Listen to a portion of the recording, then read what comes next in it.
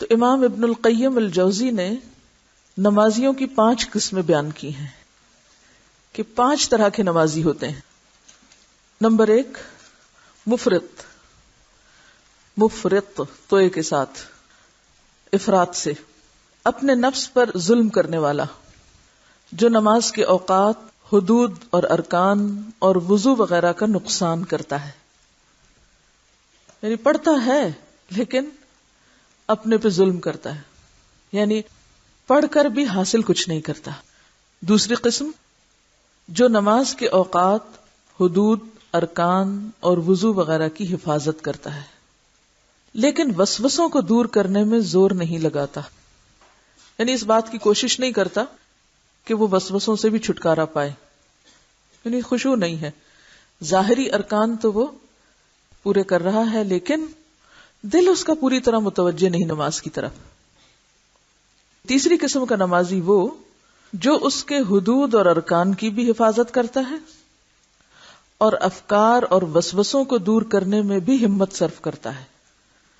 تو ایسا شخص چونکہ اپنے دشمن کے ساتھ جہاد میں مشغول ہوتا ہے کہ وہ دشمن اس کی نماز کی چوری نہ کر سکے.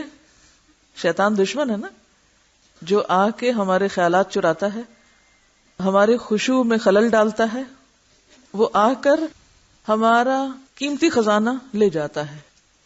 یعنی اسی وقت میں ہم بہترین نماز پڑھ سکتے تھے لیکن اس نے ہمیں پورا فائدہ نہیں اٹھانے دیا. اس وقت میں ہم زیادہ یکسوئی سے کام کر سکتے تھے لیکن اس نے آ کے اپنا حصہ لگا لیا. وقت بھی تو دولت ہے نا، ایک لمحہ بھی دوبارہ نہیں ملتا.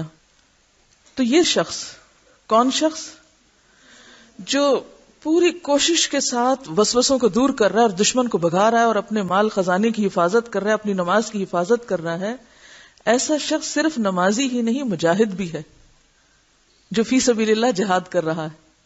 یہ بھی ایک جہاد ہے، اپنی نماز کی حفاظت کرنے کا. قرآن پاک میں آتا ہے نا والذین ھم علی صلاتہم یحافظون.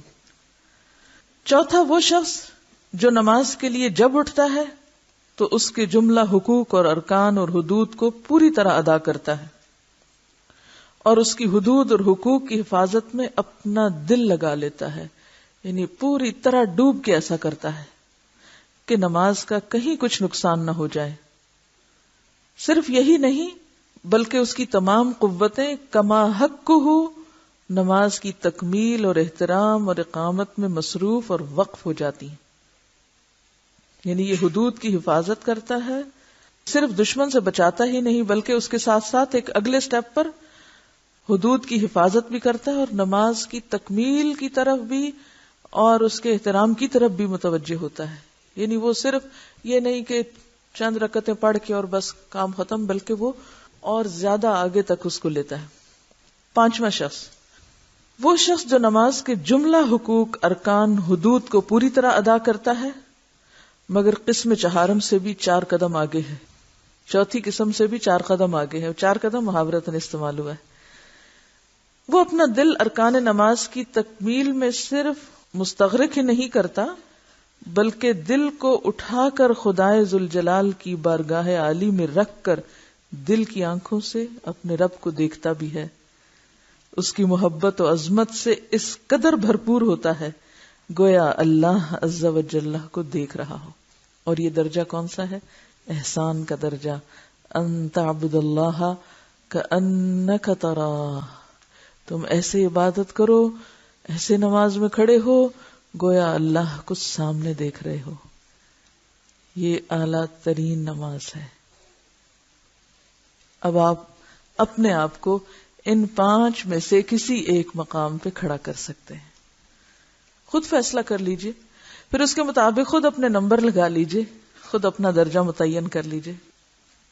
پہلا، جو خود پہ ظلم کرتا ہے، نہ اوقات کا لحاظ، نہ ارکان کا لحاظ، نہ سنت کے طریقے کی پیروی اور نہ کسی چیز کی پرواہ. بس اس کو یہ ہوتا ہے ایک دفعہ آ گیا وقت، اب سر سے اتار پھینکوں.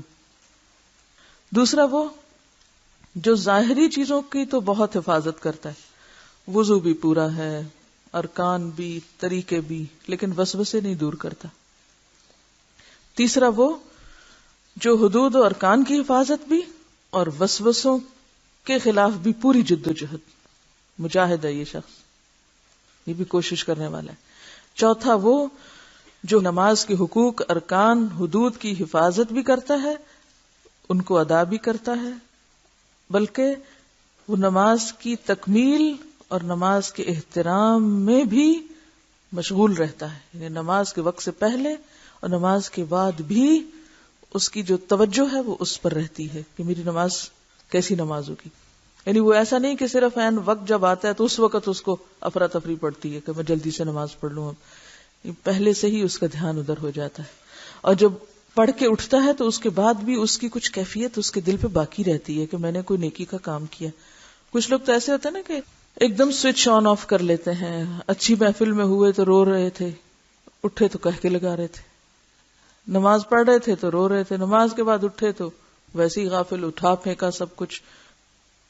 تو یہ چوتھی قسم کا شخص جو ہے نماز سے پہلے بھی اور نماز کے بعد بھی وہ ایک نماز کی کیفیت میں رہتا ہے، یعنی وہ نماز اس کی زندگی پر بھی اثر انداز ہو رہی ہوتی ہے۔ وہ نماز کو ایک سپریٹ اینٹیٹی کے طور پہ نہیں لیتا کہ بھائی یہ میرا خانہ نماز کا ہے اور ادھر میں اللہ کا بندہ ہوں اور ادھر سے نکلتے ہی میں نفس کا بندہ ہوں یا دنیا کا بندہ ہوں۔ اور پانچویں قسم کا نمازی وہ نمازی ہے جو حدود، ارکان، طریقے، ان سب چیزوں کی حفاظت کے بعد واقعی ڈوب کے نماز پڑھتا ہے، گویا اپنے رب سے ملاقات کر کے آیا ہے، رب کو دیکھ کے آیا ہے۔ اب ان نمازیوں کی جزا کیا ہے؟ پہلی قسم کا نمازی سزا کا مستحق ہوتا ہے۔ وضو ٹھیک سے نہیں کیا، ایڑیاں خشک ہیں، کیا آتا ہے حدیث میں؟ ویل للعقاب من النار۔ پھر اسی طرح ویل للمصلین الذین هم عن صلاتهم ساہون، ہے نا سزا کا مستحق، قرآن اور حدیث دونوں بتاتے نا، دلیل ہے نا پیچھے۔ دوسری قسم محاسب۔ محاسب کا کیا مطلب ہے؟ حساب کے قابل، اسے حساب لیا جا سکتا ہے، بھئی ایسا کیوں کیا تم نے۔ تیسری قسم مکفر عنہ۔ مکفر عنہ کا مطلب کیا ہے؟ کہ اس کے گناہ معاف کر دیے جاتے، اس کی نماز گناہوں کی معافی کا ذریعہ بن جاتی۔ جیسا کہ آپ کو پہلے ہی بتایا گیا تھا نا کہ وضو کرتے وقت آپ کیا سوچیں گے؟ گناہ دھونے جا رہی ہوں، اور نماز پڑھتے وقت بھی کیا سوچیں گے؟ گناہ دھونے جا رہے ہیں۔ تو ایسی نماز گناہوں کا کفارہ بن جاتی ہے، یہ مجاہد کی نماز جو ہے۔ چوتھی نماز، اس نماز سے گناہ معاف ہونے کے بعد ثواب بھی ملتا ہے، مصاب، مصاب سے کے ساتھ، یعنی ایسا شخص صرف نماز پڑھ کے ثواب ہی نہیں کماتا بلکہ جزا بھی پاتا ہے، انعام بھی لے کے لوٹتا ہے۔ یعنی ایسا شخص محض میدان جنگ میں دشمن کو ہراتا ہی نہیں بلکہ مال غنیمت بھی لے کے لوٹتا ہے۔ فانقلبوا بنعمت من اللہ۔ اور پانچویں قسم کا شخص مقرب ہوتا ہے، مقرب، اللہ کے قریب ترین، اس سے اللہ تعالیٰ کا قرب بھی حاصل ہوتا ہے، اور واقعی نماز اس کی آنکھوں کی ٹھنڈک ہوتی ہے۔ یہ کیوں حضور صلی اللہ علیہ وسلم نے فرمایا کہ جعلت قرۃ عینی فی الصلاۃ، میری آنکھوں کی ٹھنڈک نماز میں رکھ دی گئی۔ وہ آنکھوں کی ٹھنڈک کس چیز سے نصیب ہوتی ہے؟ وہ اللہ کے دیدار سے، یعنی مانوی دیدار مراد ہے اس سے۔ اب ہم میں سے کتنے لوگ ہیں کہ جن کی نماز ان کے لیے باعث راحت ہے، آنکھوں کی ٹھنڈک ہے، اللہ کے قرب کا ذریعہ ہے۔ ہم سب اپنا اپنا حساب کریں۔ ان قسموں کو سامنے رکھ کے اب نماز کا طریقہ سیکھیں، کیونکہ ہم میں سے اکثر لوگ جب انہیں نماز کے طریقے پہ بات کی جاتی ہے تو وہ کیا کہتے ہیں؟ اتنی کیا ریجیڈیٹی، یوں پاؤں نکالو، دایاں نکالو، بایاں نکالو، ہاتھ اٹھاؤ نہ اٹھاؤ، فوراً اس پہ آ جاتے ہیں نا۔ کیا فرق پڑتا ہے دوپٹہ باریک ہے موٹا ہے؟ کیا فرق پڑتا ہے سجدہ اوپر ہے نیچے ہے؟ کوئی فرق نہیں پڑتا۔ کیوں نہیں فرق پڑتا؟ فرق پڑتا ہے۔ اور آپ ماشاءاللہ ینگ ہیں، ابھی عمر ہے کہ اپنے جسم کو موڑ لیں اسی طرف، اور اسی وقت سے بھرپور فائدہ اٹھائیں۔ نماز تو پڑھنی، اس سے پہلے کہ آپ عمر کے اس حصے میں پہنچیں جب آپ کا جسم آپ کا ساتھ نہ دے یہ سب کچھ کرنے کے لیے، آپ چاہیں بھی لیکن آپ کو ایسی بیماریاں ہوں کہ آپ نہ ویسے پاؤں موڑ سکیں کیونکہ جسم بھی سخت ہو جاتا ہے، یا بعض اوقات گھٹنوں کی تکلیفیں، جوڑوں کی تکلیفیں ہیں اور تکلیفیں ہیں، کہ آپ چاہتے بھی ہیں آپ سیدھے کھڑے نہیں ہو سکتے، آپ چاہتے بھی ہیں آپ پوری طرح رکوع میں جھک ہی نہیں سکتے، اب آپ کو کمر کی تکلیف شروع ہو چکی ہے، آپ چاہتے بھی ہیں اب آپ کولے پہ بیٹھ ہی نہیں سکتے، آپ گرتے ہیں، اب آپ پاؤں موڑ ہی نہیں سکتے کیونکہ پاؤں سوج چکے ہیں.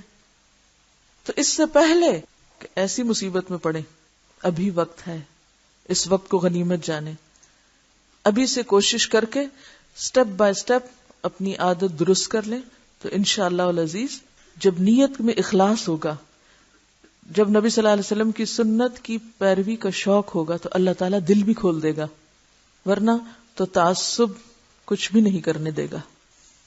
میں سوچ رہی تھی کہ کیوں نہ ہر سٹیپ کو لکھ کر، پہلا سٹیپ، پھر اس کے بعد کرنا کیا ہے، یہ کیسے کرنا ہے، دوسرا سٹیپ کیسے کرنا ہے، تیسرا، تو ایک چارٹ بنا کے سب کو دے دیا جاتا تھا کہ وقتاً فوقتاً اپنے آپ کو چیک کرتے رہتے کہ ہم پوری طرح فالو کر رہے ہیں. کیونکہ ہوتا یہ ہے ابھی تو آپ اکٹھے ہیں نا، ایک دوسرے کے ساتھ ہیں، کچھ دن عادت پڑی، مہینے بعد نماز چھٹی ہو گئی عادت، دوبارہ پھر یاد نہ رہا، او ہو میں نے تو یہ پڑھا تھا وہاں، تو میں تو پھر بھول گئی. ایک مہینے کی چھٹی سب کچھ بھلا دینے کے لیے کافی ہے. یہ بہت بڑی آزمائش ہے ہم عورتوں کے لیے. تو اس لیے بار بار ریمائنڈر کی بھی ضرورت ہے اپنے آپ کو. تو بہرحال آج ہم نیت کے بارے میں پڑھتے ہیں، اور اس دوران جو سوال آئے لکھیں. اگر اگلے سبق میں جواب مل جائے تو سوال اپنے پاس ہی رکھ لیں، آگے نہ بھیجیں. اور سبق کے بیچ میں بھی سوال نہیں بھیجیں گے، شاید جو لوگ نئے آتے ہیں انہیں پتہ نہیں ہوتا، پھر دوسروں کو ڈسٹرب کر رہے ہوتے ہیں. ہم نے یہ طے کیا ہوا ہے کہ جب سبق چل رہا ہو تو کوئی شخص کسی کو ڈسٹرب نہیں کرے گا، کوئی شخص کسی کو کوئی چٹ، کوئی کاغذ دوران سبق پاس نہیں کرے گا. ٹھیک ہے؟ کیونکہ اس سے کیا ہوتا ہے، ایک لمحے کے لیے آپ کی توجہ ہٹتی ہے، اور جب توجہ ہٹتی ہے تو آپ بھول جاتے ہیں کہ اوہ وہ کیا ہوا تھا. تو جب تک آپ پوری طرح سنجیدگی کے ساتھ یکسو ہو کے نہیں سنیں گے، کچھ باتیں آپ الٹ بھی سمجھ سکتے ہیں تو وہ درست نہیں ہوگا. لہذا جب کلاس ختم ہو، سوال کا وقت ہو، اس وقت فوراً سوال آگے پہنچا دیں. اب اگر آپ کے سوال کا جواب مل چکا تو خدا کے لیے وہ سوال پھر آگے نہ پہنچائیں، سب کا وقت ضائع ہوتا ہے. ٹھیک ہے؟ چلیے. نماز کی نیت. رسول اللہ صلی اللہ علیہ وسلم فرماتے ہیں انما الاعمال بالنیات، اعمال کا دار و مدار نیتوں پر ہے. اس لیے ضروری ہے کہ ہم اپنے تمام اعمال میں سب سے پہلے پرخلوص نیت کر لیا کریں، کیونکہ جیسی نیت ہوگی ویسا ہی پھل ملے گا. حضرت ابو ہریرہ رضی اللہ عنہ روایت کرتے ہیں کہ رسول اللہ صلی اللہ علیہ وسلم نے فرمایا ایک شہید اللہ کے سامنے قیامت کو لایا جائے گا. اللہ اس سے پوچھے گا کہ تو نے کیا عمل کیا؟ وہ کہے گا کہ میں تیری راہ میں لڑ کر شہید ہوا. اللہ فرمائے گا تو جھوٹا ہے، بلکہ تو اس لیے لڑا کہ تجھے بہادر کہا جائے. پس تحقیق کہا گیا یعنی تیری نیت دنیا میں پوری ہو گئی، اب مجھ سے کیا چاہتا ہے؟ پھر منہ کے بل گھسیٹ کر آگ میں ڈال دیا جائے گا. اسی طرح پھر ایک عالم جس نے علم شہرت کی نیت سے پڑھا تھا اور پڑھایا تھا، اللہ کے حضور پیش ہو کر جہنم میں جھونک دیا جائے گا. پھر ایک شہرت کی غرض سے سخاوت کرنے والا مالدار، اس کا بھی یہی حشر ہوگا. تو نماز پڑھتے وقت بھی سب سے پہلا کام نیت کی درستگی، اور نیت کہتے ہیں پکے ارادے کو، پختہ عزم کو. اعمال کا دار و مدار بنیاد نیت پر ہے، تو نماز کی اصلاح کی بنیاد بھی نیت کی درستگی ہے، ارادے کی پختگی ہے کہ میں اچھی سی نماز پڑھوں گی، میں سنت کے مطابق پڑھوں گی. میں کیسی نماز پڑھوں گی؟ سنت کے مطابق خشوع والی نماز، محسن والی نماز، محسن کے درجے کی نماز. میں محسن کے درجے پہ پہنچنے کی کوشش کروں گی. ان سب چیزوں کی نیت آپ کریں گے، اور جب اللہ کے لیے نماز پڑھیں گے تو انشاءاللہ باقی چیزیں بھی پھر آنے لگ جائیں گی.